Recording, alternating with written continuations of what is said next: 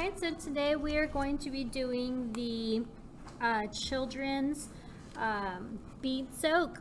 Okay, so the supplies that you need are a bowl with your processing cap or your liner. You want warm water, it has to be warm water. You can have definitely a towel. This is children's hands, so definitely a smaller towel is fine. Put that to the side really quick. Got my paper wet. And then of course you want your Orbeez, your beads, and some scissors to cut this. You don't need scissors, you can just tear it, it's fine. If you don't want to use all of the beads for this go around, you can save it. Just have a little Ziploc bag that you can put the extras in, or just tape the bag over. And then if you don't want to pour out of the bag, you can pour your amount into your extra bowl. This one's not mandatory to have, but a little bowl or something of a little container of a sort to pour it out instead of having to pour out of the bag. Okay. Scissors if you need to cut, but not necessary. And then of course we're going to go ahead and get started with our journaling, our note taking. So on our journal, again, where we do all of our notes, we've been starting in the back. We did our former two, the manicure bath and the jelly spa bath already. So we're going to continue working backwards from our notebook, and we are going to go ahead and make our notes. I'm going to open them up this way. All right, so we are going to go ahead and we are going to do a little note taking first. You make the notes as you need. Whatever works for you is just perfectly fine. I'm going to move that out of the way there. Okay, so we are going to start here at the top. Okay, I'm going to flip this over. I'm on the wrong side. All right, so we have our children's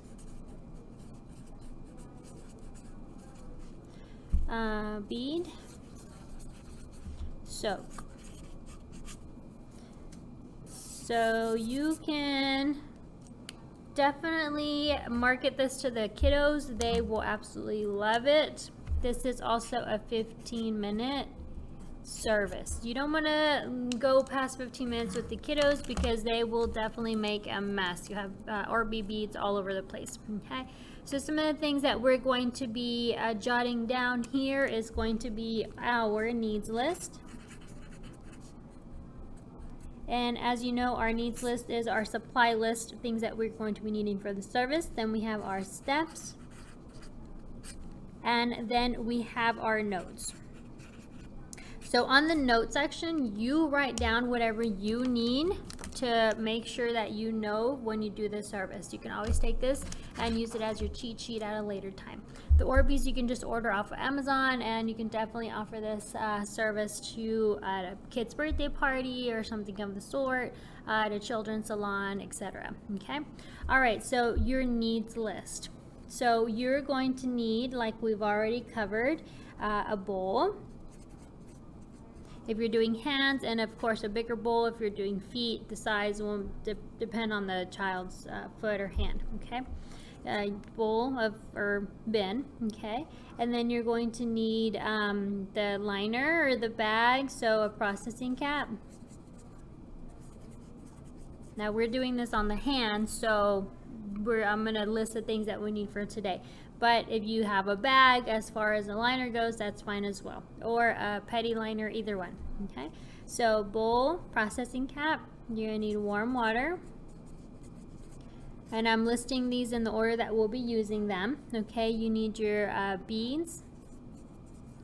Orbeez is the brand, so you can order an off-brand type of product. So I'm just going to put beads instead of the actual name of the product of that particular company.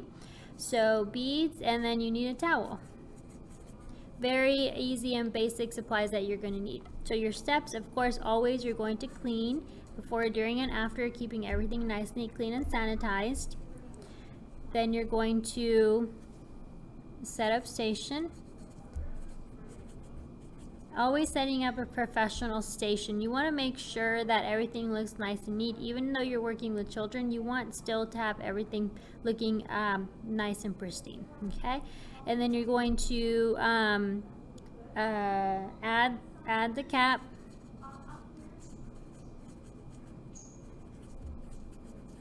okay, or the liner or the bag, either one, and then you're going to add warm water. Okay, then you're going to add the beads. Then you're going to soak and let the kiddos play with the beads. Know that they will bounce them around all over the place, but you want to let them soak for 5 to 10 minutes. 15 minutes is too long. Okay, they will go crazy haywire after that. After you soak, then you want to go ahead and dry feet or hands. In this case, we're doing hands, and then you want to clean. Your Orbeez beads, they go thrown away in the trash can or outside. They obviously don't go down the drain. Any notes that you want to take is perfectly fine. So we're going to put that off to the side. Put our markers to the side. We have our bowl with warm water. We have our little container here that I want to open up my little bag, and I'm going to pour some beads in. And let's say that I'm going to start off with that much. Usually just a good tablespoon will be just perfect, but you need to play with the amount of product with the size of your bowl. This whole packet would be perfect with the big pedicure bowl, but just a tablespoon or maybe a teaspoon would be perfect for a smaller bowl. It just depends on your supplies. And then you have plenty left over, okay? So if you're charging $5 for a child's bead soak, imagine how many dollars you can get from one little package like this. And I bought a big old packet and I scooped up some in here for everyone in class, but definitely gives you a good result as far as your profit goes. So from here, always, of course, especially with children, laying a towel down. I have my white paper, but laying a towel down, and then having your beads and dumping them in. Now this process takes a while. I can already see the bubbles coming up a little bit, and it's very small bubbles, so I don't think you can see them, but as they're soaking up the water, you will see the bubbles come up and you will see the beads start to move on their own. It's kind of weird looking when you sit and stare at it. This process takes a little while, so maybe 5 minutes have your stuff set up 5 minutes to do this whole expansion piece, and then that way they can go ahead and have that other 10 minutes to sit and soak, and then for you to clean up as well. I can already see, especially the orange ones, they're starting to slowly expand. This process takes a while, so if you don't want to have your client sit and wait for this process, you can go ahead and pre-soak the beads and then just put the beads in the water and have them already plumped up and ready whenever they're dipping in, okay? So if you want, the client can come in and play with the beads. If they do, they'll feel really slimy feeling. Okay, again, it does take a good while. Warmer water works better than cooler water. Okay, so we'll come back in just a second once it has expanded all the way.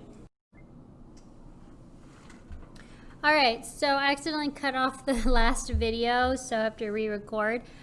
So I lied, and I totally forgot how long it takes for these beads to absorb the water and to actually transform to their biggest size. So what I'm going to have you guys do, obviously you've already gotten these instructions, but you watch this and pre-soak them at home the night before. So tonight when you get home, you'll soak them, and tomorrow you'll bring them, or no, tomorrow you soak them, tomorrow night you soak them, bring them in a baggie or container for Friday to use in class, or you just have them at home. So you can soak them overnight, that way they're ready to go. Leave them in water until you're ready to pull them out and transfer them, so that way they don't shrink back down. Alright, so the room is cold, and also the water got cold fast, so then it also affected how the beads, how fast that they swell up, okay? This particular bead is broken, you can see it, but it's that way because it came that way. No, it was broken before it got dipped into the water.